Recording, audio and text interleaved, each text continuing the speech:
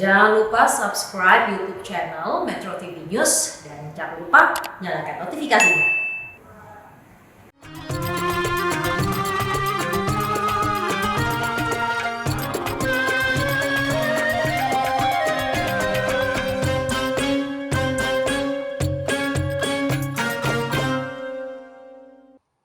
A'udzu billahi minasy syaithanir rajim. Bismillahirrahmanirrahim. Laqad kana lakum fi rasulillahi uswatun hasanatun liman kana yarjullah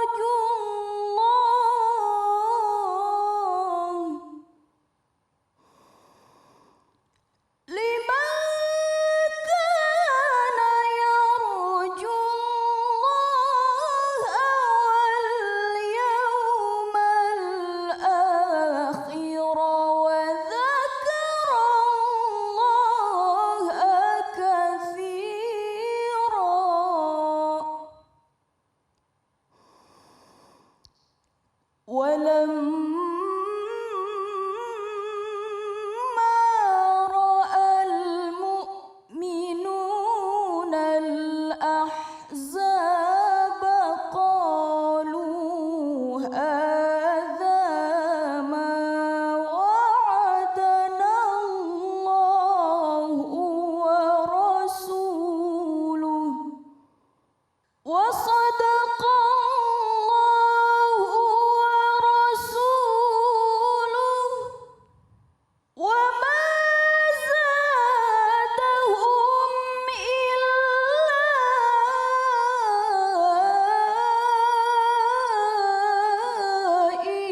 إيمانا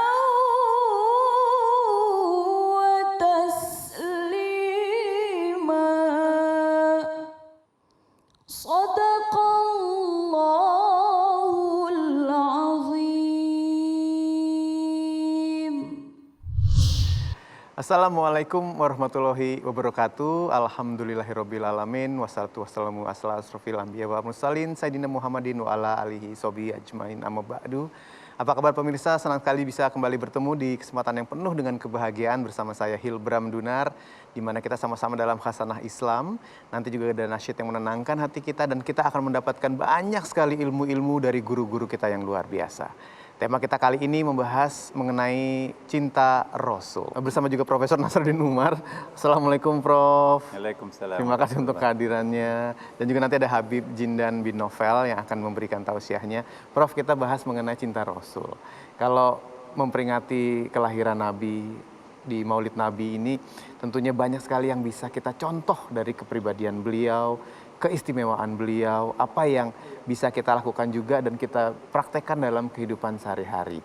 Bisa Prof bisa jelaskan lagi kepada kita semua sebenarnya bagaimana sih caranya kita bisa mencontoh, mengidolakan dan insya Allah bisa mendapatkan rahmah dari Nabi Muhammad SAW. Silakan Prof. Baik.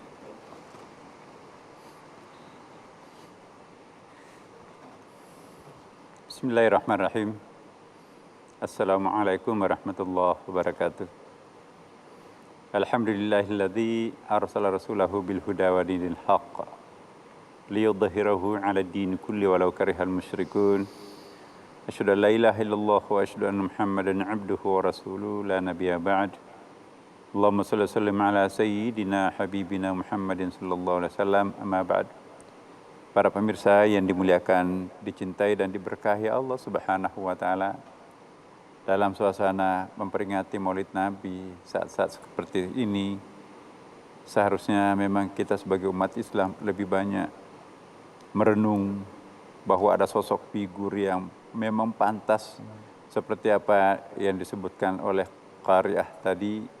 Laqad kana lakum fi Rasulillahi uswatun hasanah. Sungguh ada contoh teladan di antara kalian yaitu Nabi Muhammad sallallahu alaihi wasallam.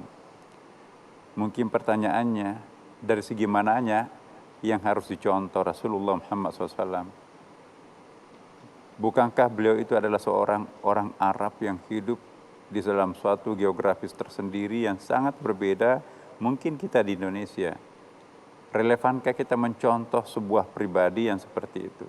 Nah, justru disinilah keistimewaannya lah Rasulullah. Yang dikatakan oleh Michael Hart itu 100 tokoh yang pernah lahir di muka bumi ini, the bestnya, nomor satunya adalah Nabi Muhammad SAW. Ya, Thomas Carlyle membatasi hanya 11 tokoh yang pernah lahir di perut bumi ini, tetap the bestnya adalah Nabi Muhammad SAW. Coba bayangkan, seorang non-muslim, seorang peneliti yang objektif dari Amerika ini, menganggap bahwa Nabi Muhammad itu adalah the best manager and the best leaders, contoh dalam berbagai aspek kehidupan. Nah, kalau kita lihat ya, mau berbicara tentang apapun sektor kehidupan, di situ kita bisa menjumpai Rasulullah. Kita bicara tentang persoalan-persoalan yang membuat kita itu concern ya, seperti anak yatim misalnya. Dia pernah menjadi anak yatim. Ya. Kita berbicara tentang sebagai seorang pemuda, ya. Dia pernah mendapatkan predikat Al-Amin. Masih remaja, masih muda, tapi mendapatkan gelar Al-Amin oleh tokoh masyarakat. Di waktu itu ada kasus kan, siapa yang berhak untuk mengangkat Ka'bah ini ke pelataran yang dituju itu. Ya. Ada kelompok raja, ada kelompok pemborongnya, ya, kontraktornya, ada orang kayanya, ada keamanannya. 4 segi ini. Nah, kalau begitu keputusannya coba cari orang yang paling pertama masuk di pelataran Ka'bah ini. Anak muda itu, Nabi Muhammad yang belum Nabi pada waktu itu. Anak muda, coba lereh perbedaan pendapat kami. Nabi membuka serbannya yang bersegi 4, diletakkan di lantai, ya. Hajar Aswad yang ditaruh di serbannya, 4 sudut itu pegang masing-masing 4 kelompok yang bertikai, angkat. Begitu sampai ke tempat itu, Nabi yang masang. Gelar Al-Amin di situ muncul, anak muda tapi mampu memberikan solusi. Nah, ketika dia menjadi pemuda, dia pemuda tetapi orang kepercayaannya Khadijah pada waktu itu, belum Nabi kan. Seorang pedagang yang sangat brilian pada waktu itu, yang lainnya pada rugi, tapi dia satu-satunya yang untung. Tapi walaupun sering disebutkan dalam buku-buku maulid itu ya, jual rugi tapi untung, sebetulnya bukan jual rugi. Orang-orang Arab berdagang itu, mumpung orang butuh, dia harganya pasang tinggi-tinggi kan. Akhirnya hampir 1 tahun belum pernah balik lagi ke kampungnya karena menunggu barangnya habis. Kalau Nabi bukan harganya yang harus melambung, tetapi sirkulasinya. Jadi untungnya sedikit tapi sirkulasinya 3 kali sebulan pulang pergi, keuntungannya lebih besar daripada menunggu harga yang paling mahal itu tadi. Nah, itulah seorang pemuda Muhammad, seorang pedagang. Jadi saudagar, pengembala. Nah, mau tanyakan apa? Mau bicara tentang politik, dia kepala negara. Mau bicara tentang spiritual, dia seorang nabi dan dia seorang rasul. Mau bicara tentang apa lagi? Mau bicara tentang rumah tangga, dia seorang suami. Istrinya itu, semua istrinya mengatakan, aku yang paling dicinta Nabi. Hampir nggak ada cekcok di situ kan. Subhanallah. Mau bicara tentang apa lagi? Perjuangan. Masya Allah, pagar betis selamat. Perang demi peperangan dilewati, tapi selalu menang. Mau bicara tentang apa lagi? Pemberdayaan masyarakat. Dialah yang memberdayakan masyarakat Madinah. Sampai terangkat kota Madinah itu. Mau bicara tentang apa lagi? Semua ada pada diri Nabi Muhammad SAW. Inilah yang disorot oleh para orientalis, bahwa Nabi Muhammad itu memang pantas untuk menjadi figur idola dan figur yang sangat merubah, artinya apa ya, perjalanan sejarah itu melipat zaman gitu kan. Nabi Muhammad juga seringkali dianggap sebagai tokoh yang melampaui zamannya. Dia terlalu cepat lahir pada masa itu, 14 abad yang lalu. Statement Nabi, Al-Quran terutama yang dibawanya, sekarang ini semakin aktual. Tak terbendung sekarang orang kagum terhadap Quran yang dibawa oleh Nabi Muhammad. Semakin dikaji oleh sains dan semakin terbukti kebenaran akademik ilmiah dari Al-Quran itu sendiri. Hari ini kita sedang memperingati suasana kebatinan kita pun juga harus meningkatkan rasa cinta kita kepada Nabi. Kekuatan spiritual Nabi yang perlu kita hadapi, yang kita perlu syukuri dengan kehadirannya Nabi Muhammad SAW ini, meskipun Rasulullah sudah wafat, tapi masih punya kemampuan untuk memberikan pertolongan, pengajaran, pembimbingan, bahkan pensucian terhadap kita. Di dalam Al-Quran disebutkan, kama arsalna fikum rasulan minkum yatlu alaikum ayatina wa yuzakkikum wa yu'allimukumul kitaba wal hikmah wa yu'allimukum ma lam takunu ta'lamun. Ya, sebagaimana kami utus rasul di antara kalian yang mampu memberikan pembacaan Al-Quran, ya, kemudian pengajaran, pensucian, dan mengajarkan sesuatu yang mungkin tidak bisa diajarkan oleh siapapun. Itu ayat dan menggunakan fi'il mudhari. Berarti sampai sekarang ini Nabi masih bisa dan terus masih bisa untuk memberikan pembelajaran kepada kita semuanya. Rohnya Nabi Muhammad diberikan keutamaan. Oleh karena itu jangan pernah merasa rugi memperingati Maulid Nabi, sebab itu keuntungan buat kita semuanya. Mari kita mengambil manfaatnya peringatan-peringatan Maulid ini. Ya, saya kira nanti kita akan lanjutkan setelah pesan berikut ini ya. Iya, baik. Kita akan lanjutkan sebentar lagi, terutama membahas mengenai pembelajaran dari Nabi yang bisa terus kita rasakan sampai sekarang. Seperti apa? Jangan kemana-mana, kami akan segera kembali. Tetap saksikan Khasanah Islam, Metro TV. Hikmah di balik perayaan Maulid ini sebetulnya untuk mencontoh hal yang positif dari Nabi, untuk kita mempositifkan bangsa kita ini. Iya. Jadi jangan lagi ada perdebatan bahwa Maulid itu nggak boleh. Yang rugi kalau tidak ada peringatan Maulid adalah pembelajaran, pencerdasan warga bangsa, masyarakat kita.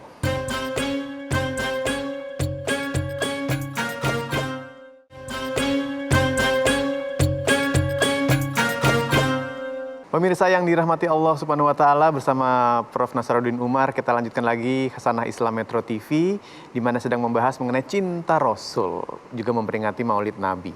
Kalau kita lihat secara mendalam sebenarnya filosofi apa yang bisa kita ikuti dari Maulid Nabi ini, Prof? Iya, baik. Bagi kita bangsa Indonesia, sekalipun geografis kita itu sangat jauh dengan tempat lahirnya Nabi Muhammad SAW di Arab sana. Iya. Sekalipun masa itu sangat jauh juga dengan masa kita sekarang, ya, sudah 1400 tahun tuh. Ya. Tapi relevansinya dengan kita memperingati Maulid di Indonesia ini itu sangat luar biasa. Terutama kita sebagai umat Islam yang kebetulan mendiami mayoritas mutlak ya di Republik ini adalah umat Islam, itu luar biasa. Poin yang perlu saya ingin berikan satu contoh konkret dan paling konkret. Bagaimana Nabi memanage masyarakat majmuk, ya? Masyarakat majmuk itu sama dengan masyarakat Madinah. Di situ juga ada Yahudi, ada Nasrani, ya, Kristen. Kemudian ada pendatang, muhajirin, dan ada juga pribumi di situ, Ansar tuh. Tapi Nabi kok berhasil menciptakan suatu keutuhan masyarakat di situ itu tanpa menghilangkan perbedaan-perbedaan itu. Nah, lahirlah Piagam Madinah. Ini paling saya tidak bisa lupakan ya, waktu itu saya masih mahasiswa S1. Ada orang kok mampu berpikir seperti ini, menciptakan Piagam Madinah itu.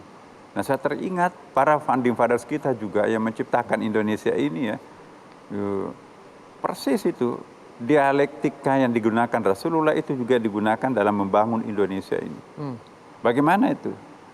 Nah, kita lihat, meskipun Nabi Muhammad sebagai penguasa tertinggi di Madinah pada waktu itu, dalam membuat piagam itu, tapi tidak ada satu diktum piagam itu yang mengatakan bahwa semua orang yang beragama lain selain Islam itu pencilkan. Bahkan tetap diberikan hak untuk hidup. Tetaplah kalian beragama apapun agamanya kan. Yang beragama Islam ya semoga. Tidak ada suatu instruksi Nabi untuk mewajibkan semua orang menganut agama Islam. Iya. Nah, ini luar biasa. Bahkan hak-haknya dijamin. Bahkan ada satu statementnya Nabi itu saya suka baca itu. Barang siapa yang memusuhi mereka tanpa alasan, non-muslim maksudnya, maka dia akan menjadi musuh nomor satuku. Masya Allah. Nah, suatu saat ada seorang perempuan Yahudi kelaparan. Nabi dengan suara tinggi, jangan karena dia beragama Yahudi sampai kelaparan, perut lapar itu nggak ada agamanya. Artinya apa? Perut yang keroncongan itu jangan melihat agamanya apa. Ambilkan dari Baitul Mal. Nabi. Jadi Nabi itu memberikan hak-hak sipil itu yang luar biasa. Tidak mentang-mentang dia dirinya sebagai seorang penguasa, dia mendiktekan apapun maunya terhadap masyarakat. Enggak. Dia seringkali menampilkan diri itu sebagai sosok pemimpin untuk semua golongan. Bukan hanya pemimpin umat Islam. Ada orang yang curhat terhadap dirinya sendiri dari agama lain. Subhanallah. Itu satu. Jadi pluralitas masyarakat Madinah itu cocok sekali hadirnya Nabi Muhammad di sana. Nah, untuk masyarakat Indonesia yang juga plural seperti ini, maka sepantasnya kita juga mencontoh gaya kepemimpinan Nabi Muhammad SAW. Ya kan? Contoh lain yang perlu kita ingat, bagaimana Rasulullah Muhammad SAW itu di dalam rumah tangganya. Banyak orang sukses menjadi pemimpin publik, tapi gagal menjadi pemimpin privat. Rumah tangganya berantakan. Bagaimana mungkin bisa menjadi pemimpin publik kalau rumah tangga yang kecil itu saja sendiri nggak benar? Nah, ini juga perlu untuk kita ingatkan kepada kita semuanya. Rasulullah itu sukses dua-duanya. Memimpin ruang publik sukses, memimpin ruang privatnya itu juga sukses. Ini mohon maaf, sekalipun Nabi itu istrinya lebih dari satu, tetapi semua istrinya mengatakan aku yang paling dicintai Nabi. Ya. 500 sahabat Nabi kurang lebih pada waktu itu, semua sahabat itu mengatakan aku yang paling dicintai Rasulullah loh. Gak gampang. Nabi itu sangat manusiawi memperlakukan masyarakatnya kan. Nah, kita mencontoh Nabi Muhammad SAW. Oleh karena itu, apa hikmah di balik perayaan Maulid ini sebetulnya? Untuk mencontoh hal yang positif dari Nabi, untuk kita mempositifkan bangsa kita ini. Iya. Jadi jangan lagi ada perdebatan bahwa Maulid itu nggak boleh. Yang rugi kalau tidak ada peringatan Maulid adalah pembelajaran, pencerdasan warga bangsa, masyarakat kita. Mari kita membesarkan perayaan Maulid ini, sebab di situ banyak pelajaran penting yang sangat berharga untuk kita semua sebagai bangsa yang majmuk di Indonesia, seperti bangsa yang dihadapi Nabi.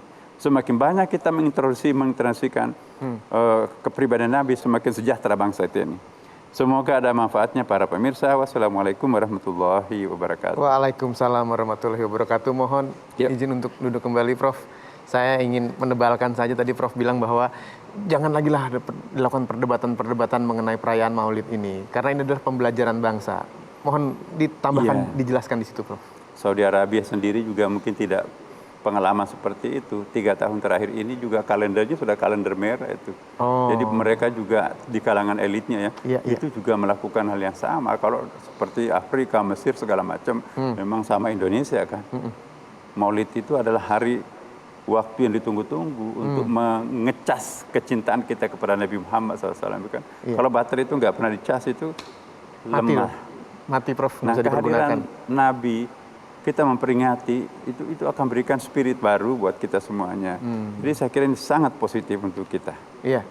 Bisa disimpulkan sedikit, Prof? Apa nah, pertama untuk apa kita memperingati Maulid Nabi kalau kita tidak mengambil hikmahnya? Salah satu hikmah yang penting untuk kita ambil dari Nabi, kemampuan untuk mengendalikan diri. Ya. Yang kedua, di dalam memimpin sebuah masyarakat plural seperti ini, maka kita perlu mencontoh bagaimana Nabi memimpin masyarakat Madinah. Memimpin masyarakat yang plural itu, tentu kita harus mengedepankan prinsip musyawarah, wasyawirhum bil amri fa iza azamta fatawakkal 'ala Allah. Jadi jangan mengambil keputusan sendiri di dalam masyarakat plural, itu pasti akan ribut ya kan. Semakin terbuka kita, maka semakin permanen keputusan itu kan, semakin kuat. Dan yang terakhir saya kira adalah tidak ada ruginya kalau kita mencontoh kepribadian Nabi, sebab pasti dunia ini kita akan selamat. Amin. Di akhirat juga nanti pasti akan selamat. Amin. Karena barang siapa yang mengikuti Rasulullah, selamat dunia akhirat. Amin ya rabbal alamin. Saya kira itu. Terima kasih Prof Nasaruddin. Apalagi tadi Prof juga mengatakan bahwa ya kita mengikuti Nabi karena sudah diakui kalau Rasulullah itu adalah the best leader and manager. Ya, pemimpin dan juga manajer terbaik. Ajarannya sampai sekarang tetap relevan walaupun sudah lama sekali, dan juga kita harus mencontoh kepemimpinan Nabi yang bisa menenangkan semua pihak. Terima kasih Prof. Kalau gitu untuk tausiahnya. Prof, saya izin minum dulu ya Prof. Silakan. Terima kasih. Bismillahirrahmanirrahim. Alhamdulillah. Luwak hitam baru nggak kemanisan. Mantap. Jangan dibuang bungkusnya karena bisa mendapatkan hadiah umroh gratis dan juga emas. Dan jangan kemana-mana juga pemirsa, karena sebentar lagi kita akan bertemu mendengarkan tausiah dari Habib Jindan. Tentunya hanya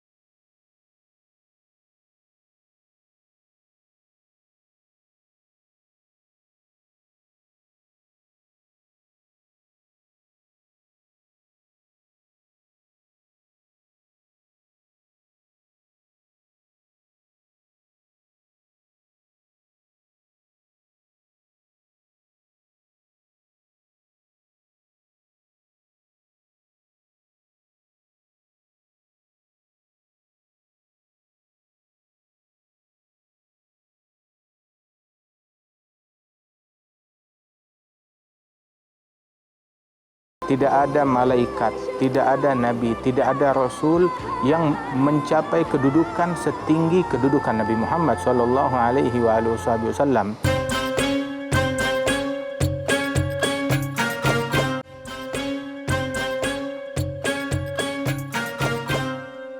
Disebutkan para ahli sejarah bahwa kelompok yang pertama kali mengadakan maulid adalah kelompok Batinia. Mereka menamakan dirinya sebagai Bani Fatimiyah dan mengaku sebagai keturunan Nabi. Tidak hanya memperingati maulid Nabi, mereka juga memperingati maulid Ali bin Abi Thalib, maulid Fatimah, maulid Hasan, maulid Fatimah, dan maulid penguasa mereka. Belum pernah ditemukan dalam sejarah Nabi ada perayaan maulid. Namun perayaan itu justru ada setelah masa kenabian. Pada malam peringatan maulid Nabi Muhammad sallallahu alaihi wasallam, Allah subhanahu wa ta'ala memerintahkan kepada para hambanya untuk memperbanyak bersolawat atas Nabi. Tak hanya manusia, anjuran memanjatkan solawat ini juga berlaku bagi para malaikat Allah. Beberapa keutamaan dalam maulid adalah ungkapan kecintaan kita kepada Nabi Muhammad, meneguhkan kecintaan pada Nabi Muhammad sallallahu alaihi wasallam, dan memperoleh rahmat Allah subhanahu wa ta'ala. Pemirsa yang dirahmati oleh Allah Subhanahu wa taala, terima kasih Anda kembali menyaksikan Khasanah Islam bersama saya Hilbram Dunar. Dan setelah tadi kita mendengarkan tausiah dari Profesor Nasruddin Umar, sekarang sudah hadir bersama-sama di studio Habib Jindat bin Novel. Assalamualaikum Habib Jindat. Waalaikumsalam warahmatullahi wabarakatuh. Terima kasih Bib sudah kembali bisa hadir di Khasanah Islam. Kita membahas mengenai cinta Rasul. Allahumma salli alaihi wa ala alihi. Iya, kalau kita selama ini selalu meneladani Rasul, kita ingin selalu dekat dengannya, mengikuti semua apa yang diajarkan oleh Rasul. Tapi tentunya ada begitu banyak hal-hal yang spesial, hal-hal yang istimewa dari Rasul. Bib, mungkin bisa dijelaskan lagi, diingatkan lagi kepada kita semua ini, sebenarnya apa sih keistimewaan Rasul yang bisa insya Allah ya Bib ya, kita ikuti setiap hari. Silahkan Bib. Masya Allah. Masya Allah, Alhamdulillah, wassalatu wassalamu ala Sayyidina Rasulillah, Sayyidina Muhammad bin Abdullah, wa ala alihi wa sahbihi wa mawalah ma ba'd. Allah subhanahu wa ta'ala menciptakan makhluk. Dan di antara semua makhluk-makhluk Allah, yang paling dicintai adalah Nabi besar Muhammad sallallahu alaihi wasallam, hingga di dalam aqidah kita. Aqidah ahli sunnah wal jamaah yang menjelaskan afdalul khalqi alal itlaqi nabiyuna famil anish shigagi, makhluk yang paling afdal secara mutlak di alam semesta adalah nabi kita, Nabi Muhammad sallallahu alaihi wasallam. Sehingga Allah taala faddalahu ala jami'i man siwah fahuwa al-habib fahuwa asy-syafi'u wal habibu lil ilah. Allah memuliakan Nabi Muhammad melebihi makhluk lainnya, bahkan melebihi para nabi-nabi lainnya, bahkan melebihi para rasul lainnya. Tidak ada malaikat, tidak ada nabi, tidak ada rasul yang mencapai kedudukan setinggi kedudukan Nabi Muhammad sallallahu alaihi wasallam. Bahkan manusia yang paling mulia adalah para nabi-nabi dan para rasul, dan para nabi-nabi yang paling elit di antara mereka adalah para rasul. Para rasul yang paling terelit di antara mereka adalah ulul azmi minar rusul. Para rasul yang memiliki ketekatan, kegigihan, keteguhan, kesabaran yang kuat kepada Allah Subhanahu wa taala, mereka ada 5. Dan di antara mereka yang 5 ini, sadatuna Ibrahim, Musa, Isa, Nuh, dan yang paling afdal, yang paling mulia adalah Nabi besar Muhammad sallallahu alaihi wasallam. Beliaulah yang paling mulia, yang paling agung. Bahkan Rasulullah mengatakan di dalam hadis, "Lau kana Musa wa Isa hayyain lama yasa'uhuma illa tiba'i." Kalau Musa dan Isa hidup di zamanku bersamaku sekarang ini, maka mereka mau tidak mau pasti akan mencontoh aku, mengikuti aku, meneladani aku. Di dalam hadis yang lain Rasulullah menyatakan, "Ana sayyidu waladi Adam wala fakhr." Aku adalah pemimpin dari seluruh anak cucu Adam, wala fakhr, tidak ada kebanggaan yang Allah Ta'ala berikan kepada hambanya seperti kebanggaan dan kemuliaan itu. Adam wa man dunahu tahta liwa'i yaumal qiyamah. Nabi Adam dan para nabi-nabi di bawahnya, keturunannya semua besok di hari kiamat menumpang bernaung di bawah benderaku, sabda Rasulullah sallallahu alaihi wasallam. Apabila Allah Subhanahu wa taala di dalam Al-Qur'an menceritakan tentang Nabi Musa dalam doanya kepada Allah taala beliau berkata, Rabbishrahli sadri wa yassirli amri wahlul 'uqdatam min lisani yafqahu qawli waj'alli waziran min ahli Harun akhi ushdud bihi azri wa ashrikhu fi amri kay nusabbihaka katsira wa nadhkuraka katsira innaka kunta bina basira. Ya Allah, lapangkan dadaku, gembirakan hatiku, lapangkan hatiku ini. Beliau meminta, baru diberi oleh Allah Subhanahu wa taala. Tetapi Nabi Muhammad belum meminta, sudah diberi oleh Allah taala. Bahkan Allah taala berfirman kepada Nabi Muhammad, alam nasyrah laka sadrak, bukankah kami telah lapangkan hatimu, kami senangkan hatimu, kami lapangkan dadamu. Nabi Musa harus meminta dulu, tetapi Allah Subhanahu wa taala memberikan anugerah ini kepada Nabi besar Muhammad sallallahu alaihi wasallam. Nabi Musa meminta kepada Allah Subhanahu wa taala untuk melihat kepada Allah Subhanahu wa taala. Arini anzur ilaik, ya Allah, perlihatkan aku untuk melihat kepadamu, kepada Allah Subhanahu wa taala. Maka Allah taala menyatakan, lan tarani, engkau tidak akan melihat aku di dunia ini. Walakin anzur ilal jabala fa in istaqarra makanah fa sawfa tarani, sebagaimana difirmankan oleh Allah Subhanahu wa taala di dalam Al-Qur'an. Tetapi Nabi Muhammad sallallahu alaihi wasallam beliau diundang oleh Allah Subhanahu wa taala dalam perjalanan Isra wal Mi'raj, menembus 7 lapis langit hingga Sidratil Muntaha, hingga sampai ke suatu magam yasma'u fihi sariral galam, mendengar goretan-goretan al-galam di tempat tersebut, hingga menembus hijab demi hijab menghadap kepada Allah Subhanahu wa taala di sebuah tempat tanpa dimensi. Begitu. Jangan tanya bagaimana, seperti apa, di luar akalnya manusia. Melihat kepada Allah Subhanahu wa taala. Dan kemudian Rasul sallallahu alaihi wasallam menerima jamuan tersebut, undangan tersebut dari Allah Jalla Jalaluhu wa ta'ala azamatuh. Nabi Muhammad tatkala di Masjidil Aqsa waktu malam Isra wal Mi'raj menjadi imam atas sekalian para nabi-nabi dan para rasul. Semua nabi-nabi dan para rasul bermakmum di belakangnya Nabi Muhammad sallallahu alaihi wasallam. Bahkan ketika diantar oleh malaikat Jibril, ketika mendekati Sidratul Muntaha, maka Jibril, beliau mundur. Beliau tidak ikut bersama Rasulullah.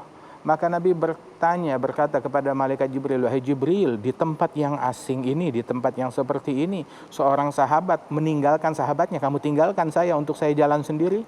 Maka dijawab, ya Rasulullah, wa ma minna illa lahu magamun ma'lum.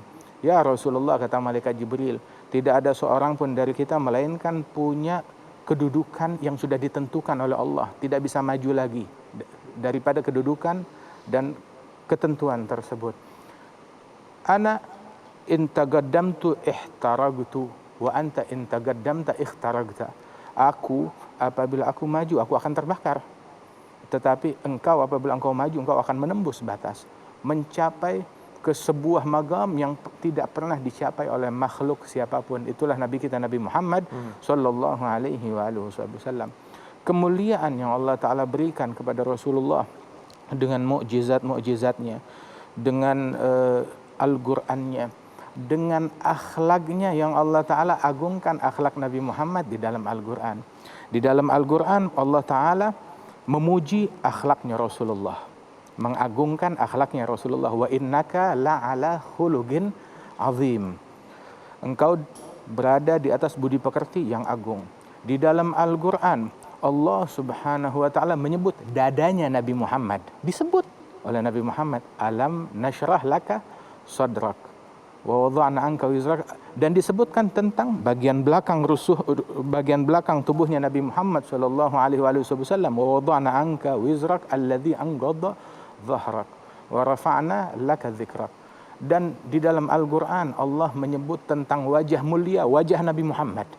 Di dalam Al-Qur'an, qad nara tagalluba wajhika fis sama' falanwalliyannaka qiblatan tardaha. Kami melihat wajahmu yang menoleh ke arah langit dan kami akan arahkan kiblat sesuai arah yang engkau inginkan. Kiblat pun sekarang ini kiblat kita menjadi Ka'bah karena itu yang diinginkan oleh Nabi Muhammad sallallahu alaihi wasallam. Falanwalliyannaka qiblatan tardaha, kami akan arahkan engkau ke kiblat yang kamu suka, yang kamu ridha.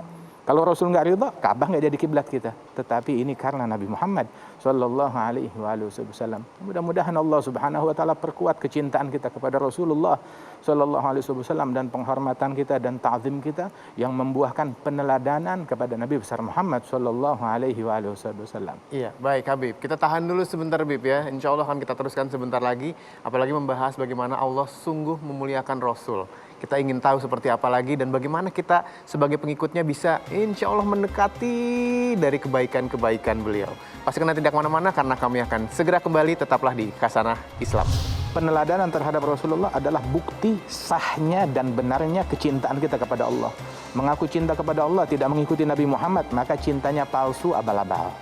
Kalau betul cinta kepada Allah, ikuti Nabi Muhammad.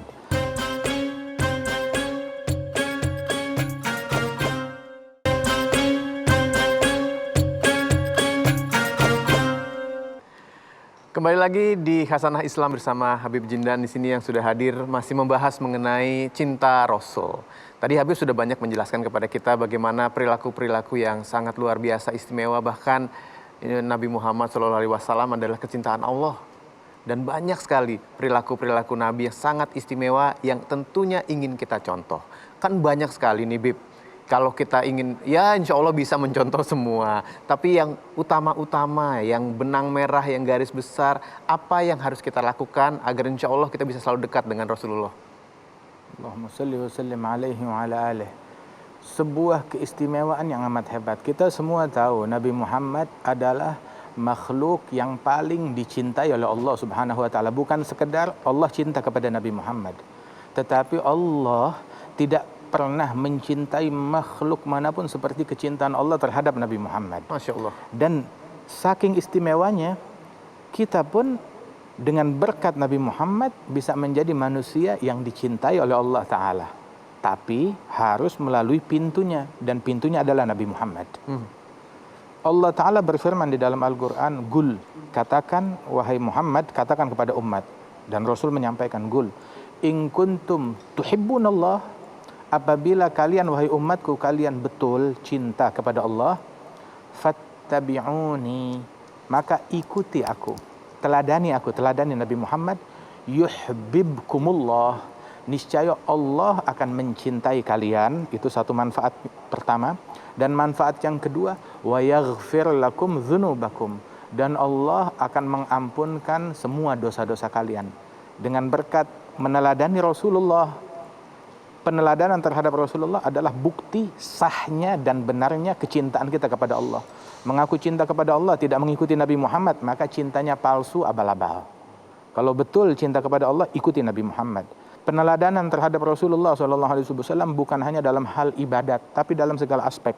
Dalam ibadat, dalam adat, dalam keseharian, dalam pola hidup, dalam gaya hidup kita mengikuti meneladani Rasulullah SAW. Dalam suka, dalam duka, dalam metode, dalam dakwah, dalam amar ma'ruf seperti amar ma'rufnya Nabi Muhammad, nahi mungkar seperti nahi mungkarnya Nabi Muhammad, asyidda alal kufar seperti asyidda alal kufar yang dicontohkan oleh Nabi Muhammad, dakwah seperti dakwahnya Nabi Muhammad, jihad seperti jihadnya Nabi Muhammad, salat seperti salatnya Nabi, puasa seperti puasanya Nabi Muhammad, bertutur kata, bersikap, berpakaian, berakhlak, bertawadhu, bersabar, bersyukur, perhatian kepada keluarga, memuliakan kaum wanita, bakti kepada orang tua, menyambung silaturahmi seperti yang dicontohkan, yang diajarkan, yang dituntunkan oleh Nabi besar Muhammad sallallahu alaihi wasallam. Boleh jadi beberapa orang mungkin dia menganggap dirinya, saya sudah banyak mengenal dunia, mengenal banyak budaya, mengambil pelajaran dari negeri sana dan negeri sini. Saya punya niat baik dan menurut saya perbuatan dan ucapan saya baik, tapi ambil satu hal, ambil satu kalimat. Wa niyatun wal gaulu thummal amalu bi ghairi wifqi sunnatin la tuqbalu. Niatnya bagus, ucapannya bagus, perbuatannya mungkin bagus, Tapi kalau tidak sesuai yang dicontohkan oleh Nabi Muhammad, tidak mengikuti cara Nabi Muhammad, tidak diterima. Mau itu dakwah, mau itu amar ma'ruf, mau itu nahi mungkar, mau itu jihad, mau itu sholat, mau itu ibadat. Kalau tidak mengikuti yang dicontohkan oleh Nabi Muhammad, tidak diterima. Dia berkata, ini orang sholat subuh cuma 2 rakaat. Kalau saya sholat subuhnya 9 rakaat. Oh kan lebih banyak, Fatihahnya lebih banyak, rukuknya lebih banyak. Niatnya bagus, perbuatannya bagus, sholat. Ucapannya bagus, akan tetapi tidak seperti yang dicontohkan oleh Nabi Muhammad, tidak diterima oleh Allah Subhanahu wa taala. Dan bukti kecintaan yang telah merasuki orang-orang pecinta Nabi Muhammad SAW hingga terbayang bagaimana Rasulullah sholat, seperti apa hingga sholatnya dia meniru sholatnya Nabi Muhammad. Bagaimana terbayang? Ya dari apa yang disampaikan oleh Rasulullah, "Shallu kama ra'aitumuni usalli." Salat seperti kalian melihat aku salat. Sahabat melihat langsung, tabi'in melihat kepada sahabat, tabi'in melihat cara salatnya para tabi'in, dan begitu terus bersilsilah. Kita melihat dari guru-guru kita cara salat mereka, yang melihat kepada guru-gurunya cara salatnya Nabi Muhammad. Salatnya kita pun juga terbayang cara salatnya Nabi Muhammad. Manasik kita, tahajud kita, kajian kita, dakwah kita, semua membayangkan daripada Rasulullah Sallallahu Alaihi Wasallam. Mudah-mudahan Allah Subhanahu Wa Taala anugerahkan kita peneladanan sejati terhadap Rasulullah Sallallahu Alaihi Wasallam, menjadi itu semua gaya hidup kita dan keseharian kita. Amin. Terima kasih Habib. Boleh kembali lagi duduk Habib, kita bincang-bincang sebentar. Masya Allah.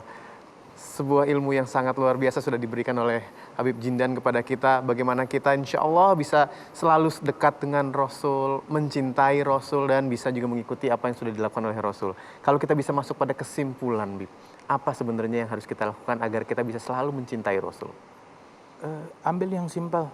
Kita semua sholat, ikuti, teladani sholatnya Rasulullah, ibadatnya Rasulullah itu sudah jelas. Tapi ambil sebuah hal yang simpel. Kita semuanya makan. Kita doyan makan, kita doyan minum. Makan seperti cara makannya Nabi Muhammad. Minum seperti cara minumnya Nabi Muhammad. Sama saja. Apa kalau kita ikut cara makan, cara minumnya Nabi Muhammad terus jadi nggak kenyang perut kita? Tetap sama aja. Hal yang simpel, hal yang mudah. Bahkan di dalam hadis, satu hadis saja, Rasul menyebutkan, Innallaha la yarda min abdih. Allah teramat ridha kepada hambanya. Apa yang dilakukan hamba ini hingga Allah ridha kepada dia. Ridhanya Allah yang lebih besar daripada nikmat surga. Apabila hamba itu minum 1 teguk minuman dan bersyukur kepada Allah. Dan makan 1 suap makanan dan bersyukur mengucap Alhamdulillah, Allah ridha kepada hamba tersebut. Padahal kerjanya cuma makan sama minum, dan itu keahlian kita. Masya Allah. Demikian simpel, apalagi adab-adab yang lain. Setiap adab, setiap sunnah Nabi Muhammad bernilai teramat besar, dan di situ kemenangan, di situ kejayaan, dan di situ kesuksesan, bukan bagi pribadi, bagi keluarga, bagi bangsa, bagi dunia. Ini punya pengaruh besar bagi seluruh dunia. Hanya dengan mencontoh hal-hal simpel, sederhana. Hal yang simpel. Baik, terima kasih Habib Jindan. Alhamdulillah saya sempat mendengar dan juga terinspirasi sekali apa dari yang sudah disampaikan oleh guru kita Habib Jindan. Dan juga tentunya kalau bisa diambil tadi beberapa kesimpulan dari yang sudah diceritakan oleh Habib, bagaimana Allah sangat mencintai, paling mencintai Nabi Muhammad SAW, dan juga selalu memuji bahkan akhlak dari Nabi. Dan yang paling penting adalah bagaimana kita bisa meneladani Nabi dalam keseharian. Sesederhana itu cara minum Nabi, cara makan Nabi. Insya Allah bisa memberikan berkah, bukan buat untuk diri sendiri, bukan hanya untuk keluarga, tapi kepada bangsa ini. Terima kasih Bib untuk kesempatan sudah hadir, dan juga terima kasih tadi kepada Profesor Nasaruddin Umar. Bib, insya Allah saya izin minum kopi dulu Bib. Silakan. Tadi Habib ngomong minum-minum, saya jadi pengen minum nih. Minum dengan sunnahnya nanti. Tentunya Bib. Izin ya Bib. Silakan. Bismillahirrahmanirrahim. Alhamdulillahirabbil alamin. Luwak hitam baru, nggak kemanisan, mantap. Jangan dibuang bungkusnya karena bisa mendapatkan hadiah umroh gratis dan juga emas. Terima kasih juga pemirsa Anda sudah menyaksikan Hasanah Islam di episode kali ini. Insya Allah kita bertemu lagi pada kesempatan berikutnya. Saya Hilbram Dunar mengucapkan banyak terima kasih, dan jangan lupa untuk selalu menjaga kesehatan, memakai masker dengan tepat, menjaga jarak, dan selalu mencuci tangan. Wassalamualaikum warahmatullahi wabarakatuh.